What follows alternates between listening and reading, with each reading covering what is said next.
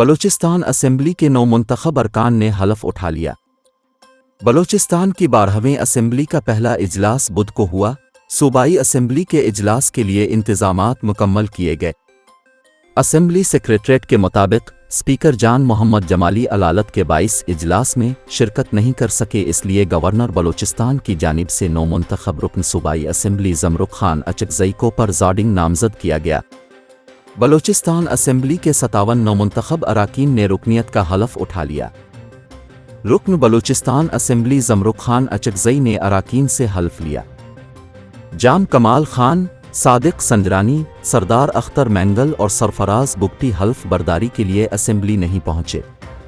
वाज़ेह रहे कि बलूचिस्तान असेंबली के स्पीकर, डिप्टी स्पीकर का इंतखाब कल जुमेरात को से पहर 3 बजे होगा।